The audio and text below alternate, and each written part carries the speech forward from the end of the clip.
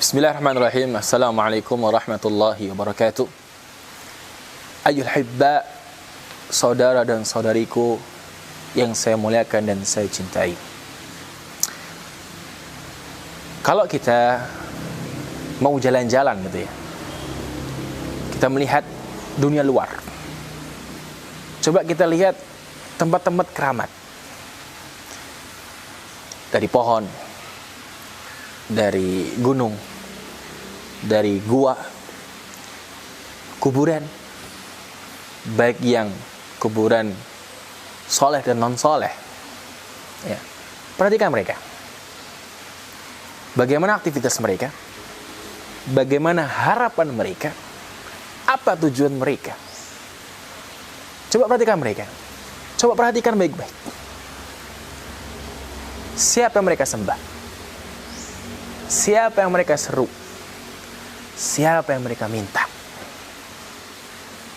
Tentunya bukan kepada Allah Ta'ala, kepada selain Allah Ta'ala, kepada makhluk, kepada sosok yang tidak memiliki apa-apa. Mereka hamba Allah sama seperti kita. Ya. Di sini Allah Subhanahu wa taala mengajak kita untuk berpikir. Mengajak kita untuk berpikir apa yang telah kita sembah selain Allah Ta'ala. Berpikirlah sejenak. Berpikir sehat. Allah Subhanahu wa taala berfirman dalam surat Fatir ayat 13, 14 dan 15.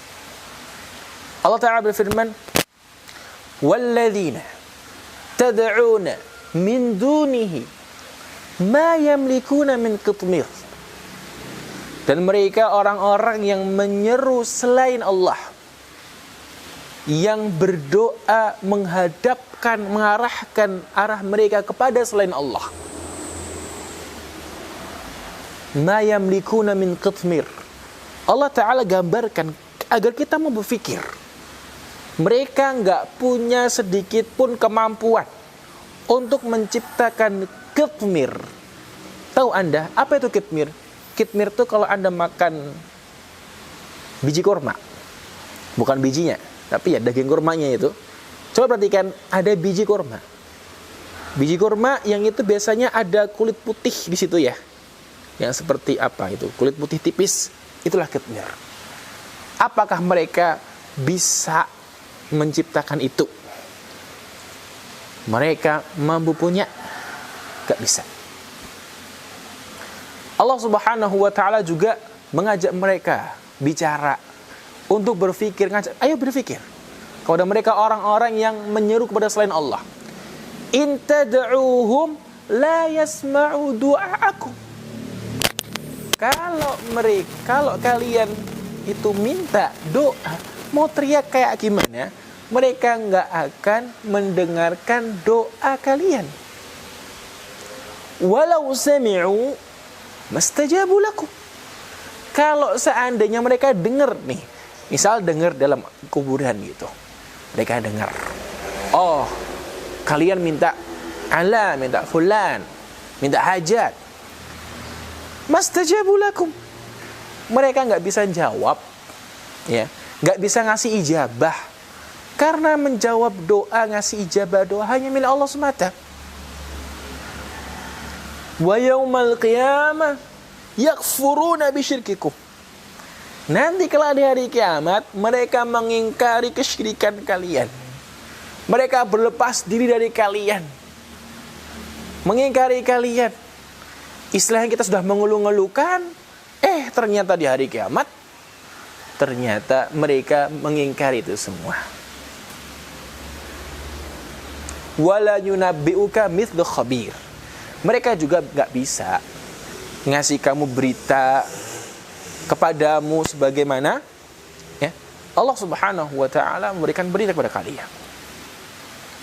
Ya ayuhan nas antumul fuqara'u ila Allah wallahu wal ghaniyul hamid. Nah, kalau kita mau berpikir dengan sehat, oh iya, benar juga ya. Maka Allah menyuruh kepada kalian, ya ayuhan nas, wahai sekalian manusia, Antumul fuqara. Kalian semua ini fakir. Kita semua hamba Allah itu fuqara, butuh kepada Allah. Setiap kali ngeluh, kita ngeluh kepada siapa? Kepada Allah Ta'ala. Buktinya kita fakir adalah setiap hari kita nggak lepas dari yang namanya mengeluh. Mengeluh kesah. Ada masalah, mengeluh kesah. Ada beban moral, keluh kesah. Yang mestinya gitu adalah kita keluh kesahkan hanya kepada Allah Subhanahu wa Ta'ala. Wallahu wal ghaniyul hamid. Dan Allah Subhanahu wa Ta'ala dialah yang maha kaya lagi maha terpuji. Nah, adalah sebuah contoh bukti di zaman Nabi sallallahu alaihi wasallam ya, tentang orang-orang yang mereka itu semedi apa? Nyari keberkahan dengan selain Allah. Mencari keberkahan dari pohon ya. Mengeramatkan sebuah pohon, keramat batu atau yang lain. Ya. Disebutkan dalam hadis riwayat Al-Imam An-Nasa'i, Abu Dawud dan Imam Ahmad dari sahabat mulia Abi Waqid Al-Laythi radhiyallahu anhu. Nah, Abi Waqid Al-Laythi radhiyallahu ta'ala anhu, saat itu beliau baru masuk Islam. Baru masuk Islam. Belum ngerti banyak ajaran Islam. Ya. Anna Rasulullah sallallahu alaihi wasallam kharaja ma'ana ila Hunain. Suatu ketika kharajna ma'a Rasul sallallahu alaihi wasallam ila Hunain. Kita itu suatu ketika keluar ke Hunain. Nah, kemudian famarar wal musyrikina sidratun yanutu biha ya'takifuna biha nutu biha aslihatahum. Nah, mereka itu kalau musyrikin punya yang namanya pohon sidr, pohon bidara. Ya, kita ya banyak pohon keramat ya. Kayak seperti ini, pohon dikeramatkan. Ya, cari keberkahan. Mereka juga punya. Kemudian yuqalu laha dzatu anwat. Pohon ini dinamakan namanya dzatu anwat. Famararna bisidrah. Kita lewati. Kata beliau radhiyallahu taala anhu, kita lewat itu pohon. Nah, kita melihat mereka yu'allikuna aslihatahum. Mereka semedi di situ, mengikatkan senjata mereka di atas pohon-pohon seperti ini. Ya. Nyari apa? Nyari berkah. Biar apa? Biar katanya sakti pedangnya. Kalau bisa pedangnya itu bisa jalan sendiri gitu, nebasi orang gitu. Nah, itu sebelum perang di perang Hunain. Maka ya, karena mungkin beliau baru masuk Islam, beliau dan teman-teman yang baru masuk Islam, wa nahnu hudatsau ahdi bi kufrin. Kita baru masuk Islam. Nah, saat itu kita minta kepada Rasulullah sallallahu alaihi wasallam, "Ya Rasulullah, ij'al lana dzata anwat kama lahum dzatu anwat." Ya Rasulullah, jadikan untuk kami ya pohon seperti mereka, dzatu anwat, biar bisa ditaruh di situ biar sakti kan ya. Sebagaimana mereka punya. Apa jawab Rasulullah sallallahu alaihi wasallam? Allahu Akbar, dengan muka yang merah, muka marah. Subhanallah. Inna sunan. Ya.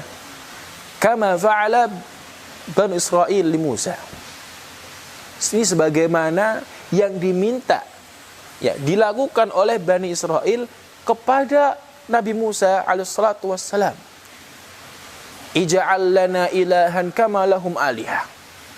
Mereka mengatakan kepada Nabi Musa, jadikan kami sesembahan sebagaimana mereka punya sesembahan. Kata Nabi SAW, la tattabi'unna sanana man kana qablakum. Sungguh kalian bakal ngikut sunah-sunah ajaran-ajaran umat-umat sebelum kalian. Dari mengkeramatkan pohon, mengkeramatkan batu, tempat. Ya, padahal Islam tidak pernah mengajari seperti itu. Nabi SAW benar-benar murka hal seperti itu. Lantas siapa yang kita ikuti? Dan sebelumnya kita dengar dengar Allah Subhanahu wa taala menjelaskan kepada kita, ngajak kita untuk berpikir. Layakkah kita menyuruh kepada selain Allah? Oke lah, kalau seandainya ada yang menjawab, oh kita itu enggak menyuruh mereka, kita enggak menyembah mereka. Tapi kita ini hanya menjadikan wasilah, perantara. Mereka kan soleh, mereka hebat dulunya. Ya tentunya dekat dengan Allah Ta'ala. Kita ini banyak dosa.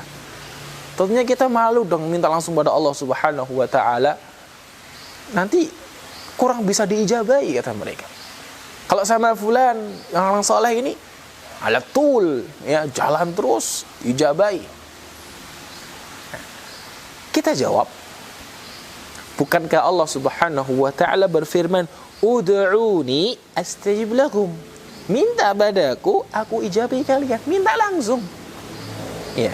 Toh kalau seandainya ada perantara, ya, Islam tidak menafikan meniadakan perantara. Tapi apa? Mengatur. Aturan ajaran syariat Islam mengatur perantara itu bagaimana? Ya.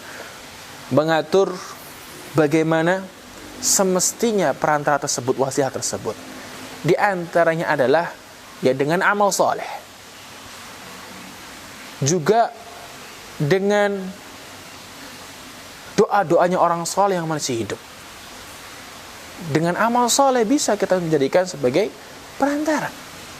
Ya, nah inilah, jangan sampai kita itu mengkeratkan sebuah tempat, mensakralkan yang memang itu bukan, tidak layak bagi Allah Subhanahu wa Ta'ala. Karena segala bentuk macam peribadatan tidak layak kita suguhkan, kita hadapkan kecuali hanya kepada Allah Subhanahu wa Ta'ala. Demikian, semoga ini bisa tercurahkan kepada kita semua.